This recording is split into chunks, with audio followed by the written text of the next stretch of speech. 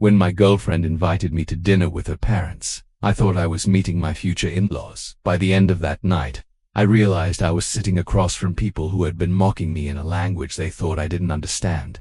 But what they didn't know was, I heard every word. And I wasn't leaving that table quietly. Raymond had always believed that the quiet victories in life were the ones that mattered most. Getting his first job at a mid-sized pharmaceutical company wasn't glamorous, but it was his entry-level, buried in documentation and shipping logs.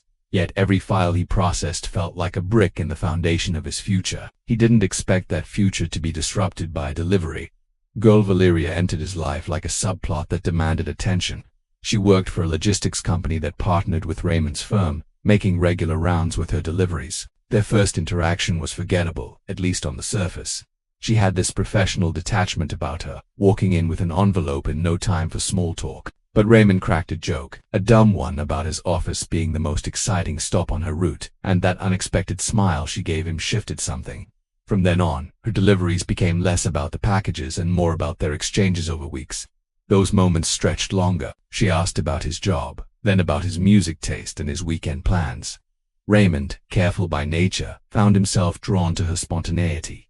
It wasn't a whirlwind romance. It was slow, deliberate, a series of shared glances and lingering goodbyes that built up to the moment he asked her out. Their first date was unremarkable in the way most life-changing moments are. A quiet restaurant, long conversations that danced from mundane topics to intimate confessions. By the end of the night, Raymond knew he wanted more of this woman who made him feel both challenged and understood. For 3 years, their relationship felt solid. Weekend trips, inside jokes, binge-watching shows until dawn, and those quiet, late-night talks that felt like building a life together. But time, as it often does, shifted things. After her younger sister's wedding, Valeria began to weave marriage into their conversations. It started as a joke, but soon her words carried weight. Her family's expectations became a recurring theme, pressing against the casual rhythm they had. Raymond wasn't opposed to marriage. He loved her, but he wanted to be ready. A promotion, what was on the horizon, and with it, financial stability. He asked for time, believing that patience was a small price for the future they both deserved. But that conversation marked a fracture. Valeria became distant. Calls went unanswered. Texts were delayed, and when they spoke, it was as if a veil had dropped between them. Then came the dinner invitation. The message was simple. Valeria wanted Raymond to meet her parents. His gut reaction was hesitation. He wasn't ready. But before he could even decline, she challenged him. It wasn't a request. It was a test. And Raymond, unwilling to ignite another argument, agreed. He prepared meticulously, a nice bottle of wine, his best blazer, and a quick crash course on dinner etiquette. By Saturday he was more prepared for a corporate presentation than a family dinner. Valeria's parents welcomed him with warm smiles, their hospitality polished and disarming. Her father offered him a drink, and her mother complimented his manners. The surface was calm, but beneath that veneer, something simmered. It began, subtly, a joke in Spanish, laughter that excluded him. Raymond, fluent enough to catch every word, chose silence. He let them believe their insults were safe, shielded by language. They mocked his job, his ambition, even his relationship with their daughter. Valeria joined in, betraying him with every dismissive laugh. Raymond sat through it all, face composed, heart pounding. He wasn't just hearing their words. He was absorbing them, cataloging every slight, every condescending smirk. The evening unfolded like a slow-motion car crash, inevitable and devastating. When dessert was served, Raymond stood. He looked at them, smiled, and thanked them in perfect Spanish.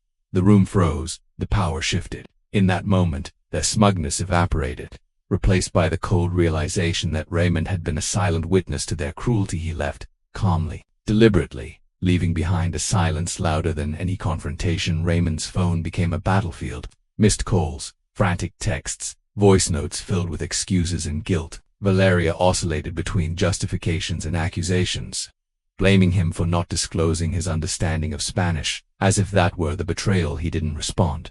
Not out of pettiness, but because he realized that words would be wasted. The clarity he gained at that dinner was liberating. He saw Valeria unfiltered, and no explanation could undo that. The next morning, the knocking at his door was expected. Valeria stood there, a storm of anger and confusion. She demanded answers, twisted the narrative to make him the villain. Raymond remained unmoved. He told her firmly that he owed her nothing when she tried to push her way inside. He stopped her. The door became a boundary, both literal and symbolic. He closed it, locked it, and with that act he reclaimed his peace.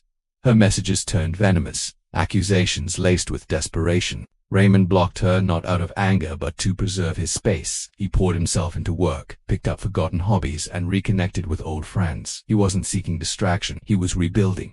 Healing wasn't linear. There were nights he questioned himself, wondered if he missed signs, but he knew better. Masks are convincing until they crack minds past.